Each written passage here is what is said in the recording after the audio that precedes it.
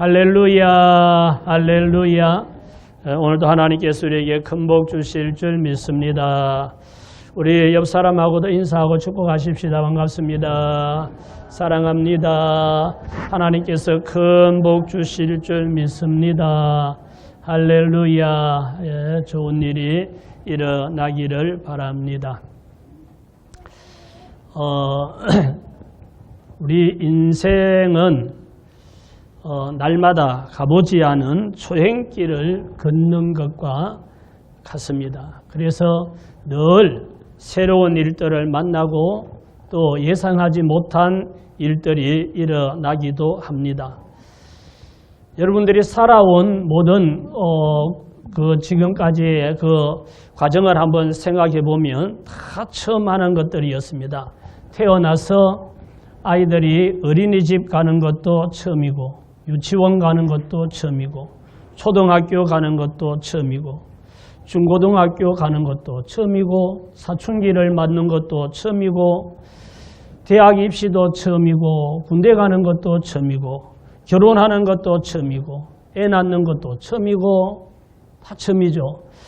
노인이 되는 것도 처음이고 모든 것이 처음입니다. 앞으로도 살아가면서 또 처음으로 경험해야 될 어떤 일들이 있을지 모릅니다. 그러면서 어려운 일도 만나고 아파하고 힘들어하면서 가는 것이 인생입니다. 오늘 우리가 함께 본 이 본문 말씀은 주의 강림이 가깝고 우리의 삶이 힘들 때 어떻게 해야 되는지를 가르쳐주는 말씀입니다. 그래서 오늘은 같이 한번 읽읍시다. 오늘의 제목을 삶이 힘들 때. 오늘 삶이 힘들 때 이런 주제로 함께 은혜 받으려고 합니다. 예상하지 못한 위기가 닥친다 했는데요. 자, 저기 시원하게 뚫린 고속도로가 보이죠. 우리나라 경부 고속도로를 최초로 개통하고 경제개발 5개년 계획을 세워서 급속도로 발전을 했습니다. 이거 안 넘어갔는데요. 예. 자, 저렇게 수출을 엄청나게 수출을 하고 이렇게 배들이 컨테이너를 싣고 세계를 향하여 수출을 하고 수많은 자동차들을 수출하면서 나라가 발전하고 일자리가 늘어나고 생활이 좋아지고 경제가 발전할 때 우리나라가 이렇게 잘 되고 있으니까 계속해서 잘 되고 발전할 줄 알았지 이렇게 IMF라고 하는 이런 경험하지 못한 이런 일이 발생을 해서 오랫동안 경기 침체가 되는 이런 일이 닥친다거나 또는 이렇게 코로나가 닥쳐서 모두가 힘들어하는 이런 상황을 맞이하게 될 줄 아무도 생각하지 못했습니다. 그러나 생각하지 못한 일들이 이렇게 개인적으로나 가정적으로나 국가적으로 닥쳐서 우리를 힘들고 어렵게 할 때가 있다는 거죠. 태평양을 항해하는 배는 오랜 여러 날 장기간에 걸쳐서 항해를 하기 때문에 가다 보면 어느 지역을 가다 보면 태풍이 몰아치고 폭풍우가 몰아치고 이래서 힘든 이런 상황을 만날 때가 있다고 합니다. 그런 위기를 몇 번씩 경험하고 넘어가면서 정말 노련한 항해사가 되고 유능한 선원들이 된다고 합니다. 우리 인생도 마찬가지입니다. 우리 인생도 성장통과 같은 삶의 고비를 겪으면서 살게 되어 있습니다. 성도들도 성숙한 신자가 되기까지 몇 차례의 위기를 맞을 수도 있습니다. 사업가에게도 예상하지 못한 위기가 닥쳐서 사업장이 흔들릴 때도 있고 목회자에게도 예배당에 산불이 나거나 이런 일로 인해서 화재가 발생해서 예당이 다 타고 홍수가 몰려와서 무너져 버리기도 하고 또는 교회 안에 분쟁이 일어나서 갈등으로 어려움을 겪기도 하고 또 믿었던 사람들이 교회를 떠나는 일들로 인해서 마음이 아프고 힘들 때도 있습니다. 학생들도 학교 생활의 위기를 맞을 때도 있고 직장인들도 직장 생활의 위기를 맞기도 합니다.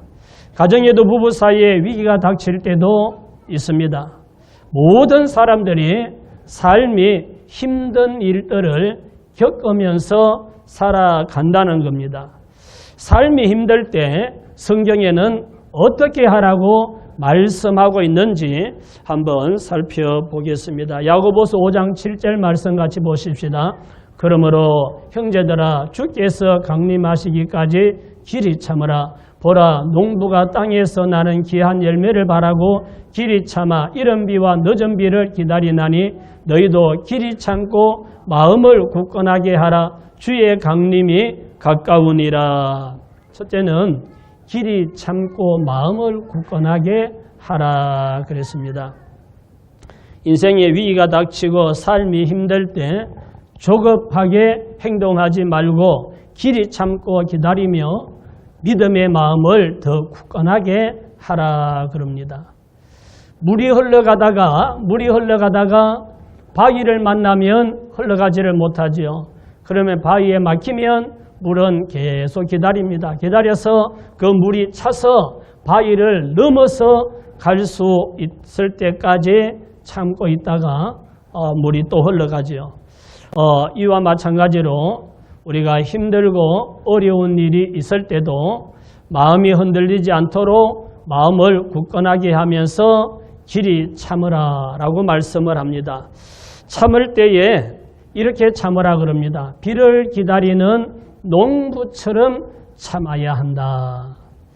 가뭄이 계속되고 곡식은 타들어가고 비가 올 기미는 보이지 않을 때 농부들은 한숨이 절로 나고 곡식이 타들어가고 논밭이 타들어가는 만큼 농부들의 가슴도 타들어갑니다.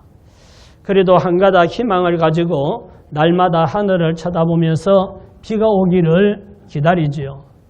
가뭄이 시작될 그 초에는 사람들이 물을 퍼다 주기도 하고 호수를 연결해서 물을 대기도 하지만 가뭄이 너무 심해지면 이제는 그 물길로 오거나 물을 끌어올 그런 곳도 없어지고 이러면 사람의 힘으로 도저히 감당할 수가 없습니다. 그럴 때 농부들이 할 수 있는 것은 오직 하늘을 쳐다보고 비가 오기를 기다리는 거죠. 이른 비와 늦은 비를 기다리는 농부처럼 길이 참으라 그랬습니다. 말은 오직 하나님을 바라보고 하나님의 도우심을 바라면서 참고 기다리라는 말씀입니다. 삶이 힘들 때 인간적인 생각으로 섣불리 행동하지 말고 마음을 굳건하게 하면서 하나님을 바라보고 참고 기다리라. 그것이 최선의 방법이라는 겁니다. 야고보서 5장 10절 말씀 보십시다. 형제들아 주의 이름으로 말한 선지자들을 고난과 오래 참음의 본으로 삼으라. 보라 인내하는 자를 우리가 복되다 하나니 너희가 욥의 인내를 들었고 주께서 주신 결말을 보았거니와 주는 가장 자비하시고 긍휼히 여기시는 이시니라. 길이 참고 기다리는데 욥을 생각하면서 참아라 이런 말씀이죠.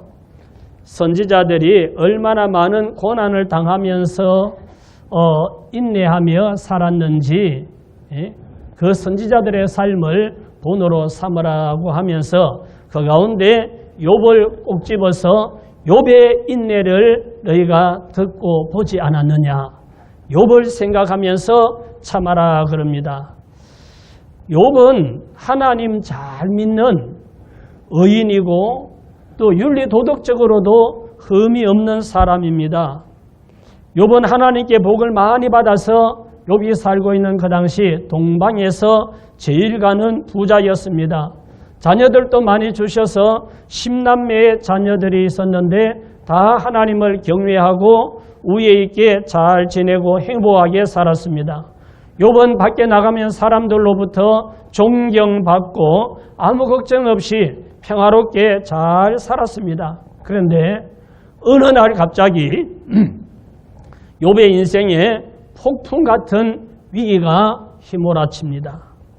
그 많은 재산이 하루아침에 다 날아갑니다. 도적대가 와서 잡아가고 하늘에서 불이 내려와서 타고 이런저런 일들로 인해서 동방에 제일 가는 부자였던 그 많은 재물이 다 날아가 버리고 10남매의 자녀가 한날에 한 집에 모여서 파티를 하는데 집이 무너져서 죽는 이런 충격적인 일이 닥칩니다.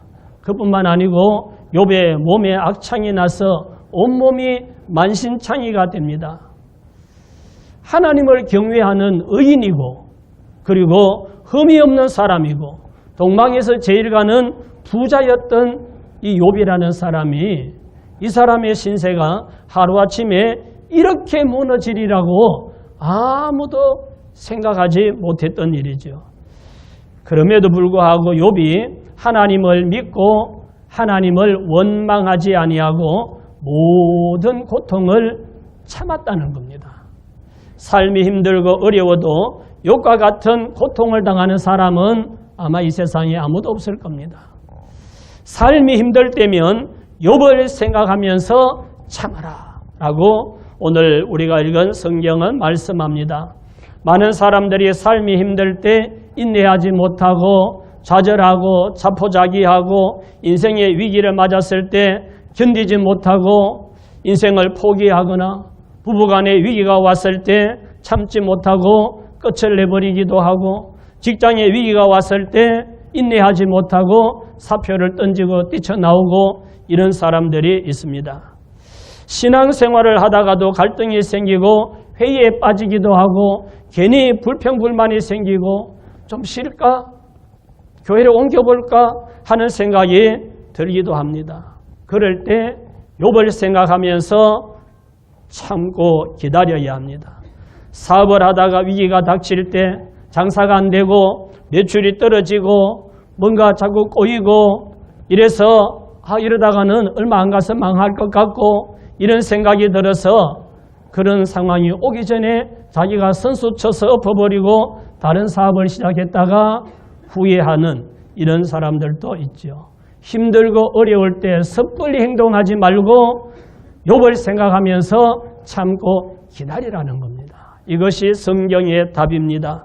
직장 생활하다 보면 상사로부터 혼이 나서 너무 자존심이 상할 때도 있고 또는 같이 입사한 동기가 먼저 승진해서 기가 죽을 때도 있고 하는 일 자체가 하기 싫을 때도 있는데 그렇다고 해서 사표를 던지고 나오면 꽃길이 열리는 게 아니잖아요.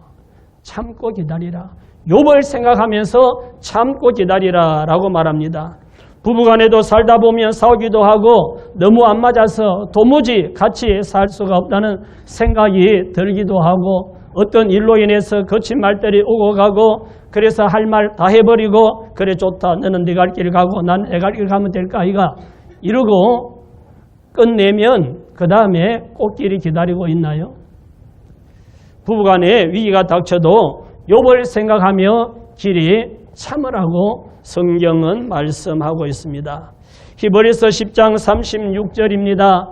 너희에게 인내가 필요함은 너희가 하나님의 뜻을 행한 후에 약속을 받기 위함이라.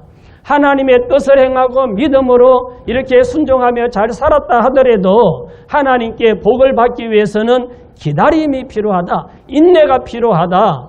그래야 약속하신 것을 받을 수가 있다는 거죠. 하나님께서 10년 동안 연단시켜서 큰 복을 주려고 하고 있는데 9년까지 참아도 마지막 1년을 참지 못하고 포기하거나 뛰쳐나가면 하나님의 복을 받을 수가 없게 되는 거죠. 그래서 성경은 인내하는 자를 복되다 하나니 인내하는 자를 복되다고 말씀하고 있습니다. 욥과 같이 오래 참고 위기를 극복하고 욥과 같은 복을 받으시기를 예수님 이름으로 축원합니다. 야고보서 5장 9절입니다.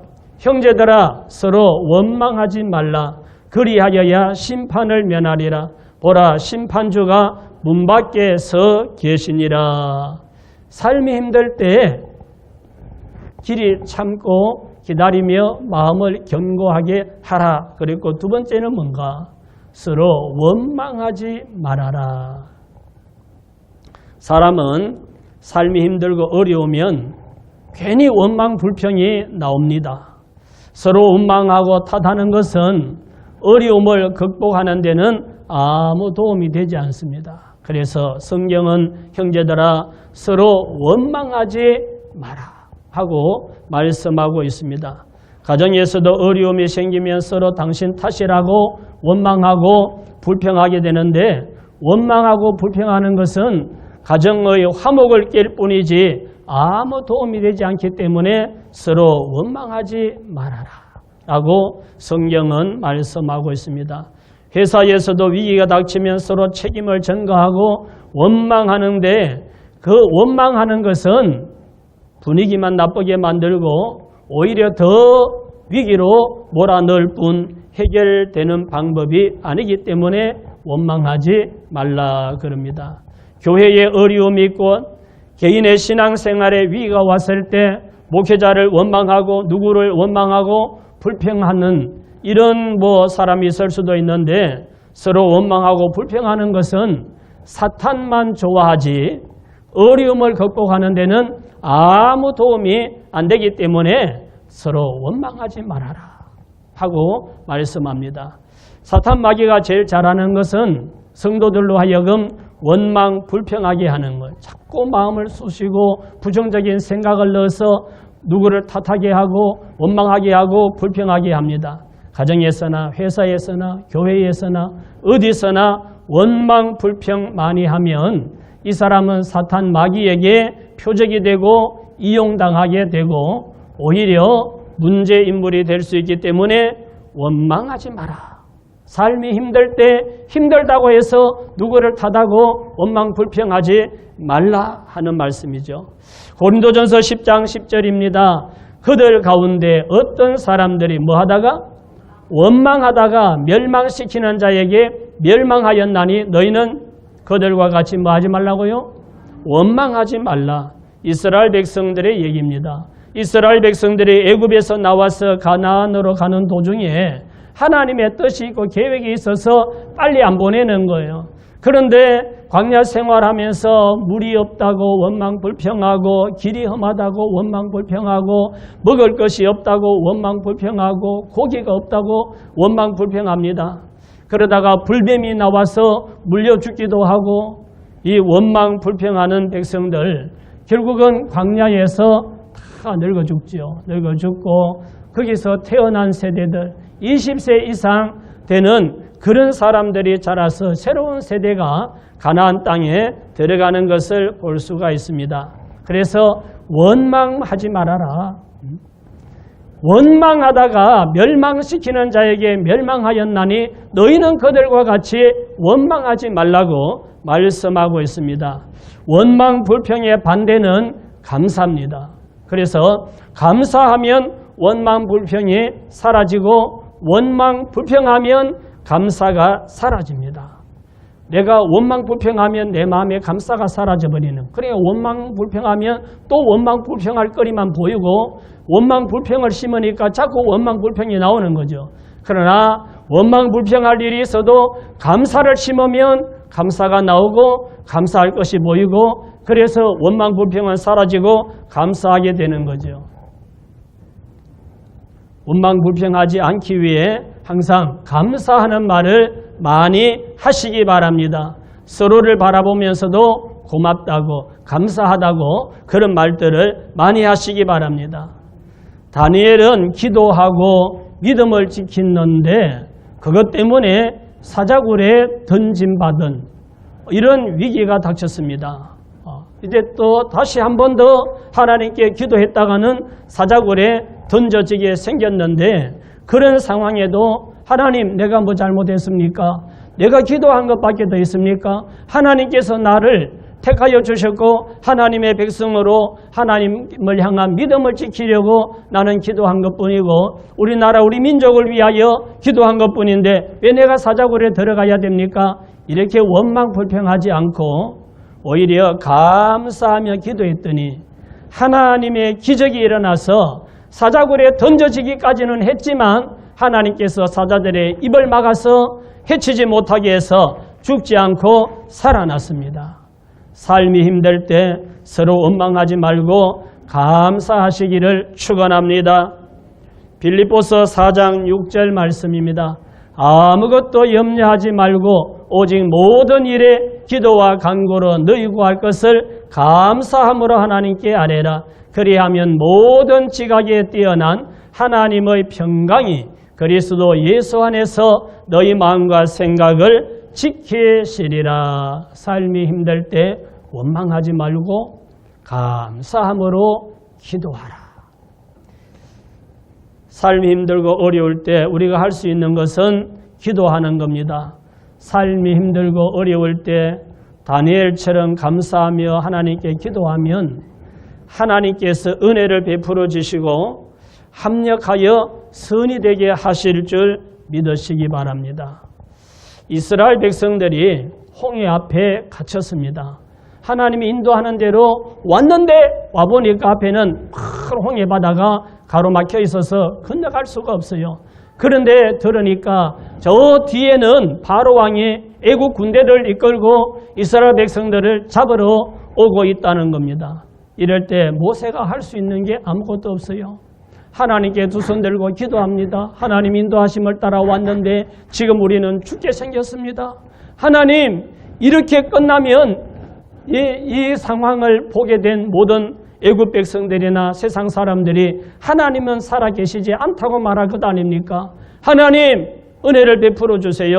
기도했더니 하나님께서 모세에게 홍해를 향하여 지팡이 든 손을 내밀라 하시는 거죠. 그랬더니 홍해가 갈라지기 시작을 했고 이스라엘 백성들은 홍해를 육지같이 건너는 기적을 경험하게 되었습니다. 삶이 힘들고 위기를 만났을 때 감사함으로 기도할 때 하나님의 역사가 일어납니다. 그 다음에는 야곱입니다. 야곱이 외삼촌 형을 속이고 자기가 장자의 축복을 받고 도망가서 외삼촌 집에서 20년을 머슴살이하고 하나님의 은혜로 부자가 되어서 아내도 얻고 자녀도 태어나고 그리고 고향으로 돌아오잖아요. 고향으로 돌아오는데 소식을 들으니 형 에서가 아직도 20년이 지났지만 동생에 대한 분노의 마음을 품고 군사를 이끌고 야곱을 치러 온다는 소식을 들었습니다. 그래서 야곱은 야복강 나루에서 짐승들과 종들과 자기 아내와 자녀들 다 건너보내고 그리고 자기 혼자 남아서 밤새도록 기도합니다. 기도하다 보니까 어디서 천사가 나타나서 야곱을 붙들고 씨름하는데 그 천사와 씨름하면서 얼마나 살려달라고 부르짖어 기도했던지 천사가 나중에는 야곱의 환도뼈를 쳐서 쩔룩거리면서 이 야복강을 건널 수밖에 없었던 이런 상황까지 되었습니다. 그런데 그렇게 밤새 기도했더니 야복강을 건너가서 형을 만났더니 형이 야곱을 죽이지 않고 끌어안고 눈물로 형제가 상봉하는 기적이 일어납니다. 기도했을 때 하나님께서 형 에서의 마음에 분노의 마음을 녹여주시고 동생을 만났을 때 반갑게 만날 수 있도록 은혜를 베풀어 주신 겁니다. 기도하면 문제가 해결된다는 걸 보여줍니다. 그 다음은 에스더입니다. 에스더. 하만이 유대민족이 마음에 안 들어서 음모를 꾸며가지고 유대민족을 한날에 다 죽이려고 계획을 세웠습니다. 왕의 도장까지 받아서 문서를 만들어서 공포를 했습니다. 이런 상황에 처했을 때 왕후 에스더와 유대인들이 금식하며 기도했습니다. 그리고 기도가 끝난 다음에 에스더가 왕을 만나러 갔을 때 왕이 허락하지 않으면 죽는데 왕이 에스더를 맞이해주고 그래서 왕을 만나서 유대민족이 처한 상황을 얘기하고 하만이 음모를 꾸민 걸 전달할 수 있어서 하만은 처형당하고 유대민족은 구원받는 살아나는 기적이 일어났다는 거죠. 인생을 살다가 삶이 힘들 때가 있습니다. 힘들고 어려울 때가 있습니다. 앞으로도 처음 우리가 만나야 될 일들이 많이 있으니까 어떤 일들을 만날지도 모르고 우리가 힘들고 어려운 일을 만날 수가 있는데 삶이 힘들면 감사함으로 하나님께 기도하시기를 예수님 이름으로 축원합니다. 내려갈 때까지 내려가면 더 이상 내려갈 데가 없으면 그때부터는 올라가게 되는 겁니다. 욥도 내려갈 때까지 내려가서 온몸에 헌대가 나서 가려워서 견딜 수가 없어서 기와 조각으로 몸을 긁으면서 잿더미에 뒹굴고 있었는데 하나님께서 은혜를 베풀어 주셔서 다시 회복되고 올라갑니다. 건강이 회복되고 재산이 회복되고 다시 자녀들이 태어나고 그래서 하나님이 정한 연대가 될 때까지 건강하게 살다가 천국 갑니다. 요셉도 내려갈 때까지 내려가서 노예가 되고 옥살이도 하고 그러더니 그럼에도 불구하고 인내하고 참고 기도하고 견뎠더니 하나님께서 올려주시는데 애굽의 총리 자리까지 올라가도록 올려주셨습니다. 다니엘도 사자굴에 던져지기까지 내려갔는데도 하나님을 향한 믿음을 지키고 기도했더니 하나님께서 은혜를 베풀어 주셔서 살아나기만 해도 감사한데 바벨론의 총리가 되는데 왕이 5번 지나갈 때까지 이 다니엘은 총리 자리를 유지하면서 서임받는 이런 은혜를 받았습니다. 삶이 힘들 때 하나님 앞에 감사함으로 기도하시기 바랍니다. 신명기 31장 8절입니다. 같이 봅시다. 여호와 그가 내 앞에서 가시며 너와 함께 하사 너를 떠나지 아니하시며 버리지 아니하시리니 너는 두려워하지 말라 놀라지 말라. 여호와 그가 내 앞에서 가시며 너와 함께 하시고 너를 떠나지도 아니하고 버리지도 아니하니 너는 두려워하지 말라 놀라지 말라. 삶이 힘들고 어려운 일을 만나도 내가 너와 함께 한다. 이 말씀을 하시고 있죠. 삶이 힘들어도 하나님이 함께 하시니 너무 걱정하지 말라는 겁니다. 하나님을 향한 믿음을 잃어버리지 말라는 거죠. 하나님을 향한 기도를 중단하지 말라는 거죠. 오늘 삶이 힘들 때 이런 주제로 말씀을 생각했습니다. 첫째는 길이 참고 마음을 굳건하게 하라. 마음이 흔들리지 않도록 믿음의 마음을 굳건하게 하시기 바랍니다. 서로 원망하지 말아라. 원망 불평하지 마시기 바랍니다. 할 것은 감사함으로 기도하라. 하나님 지금까지 주신 은혜 감사하며 기도하면 하나님께서 역사하시고 응답하시는 겁니다. 삶이 힘들 때 하나님께서 함께 하심을 믿고 길이 참고 마음을 굳건하게 하면서 서로 원망 불평하지 말고 감사함으로 기도해서 위기를 극복하고 끝까지 믿음을 지키고 승리하는 저와 여러분 다 되시기를 예수님 이름으로 축원합니다.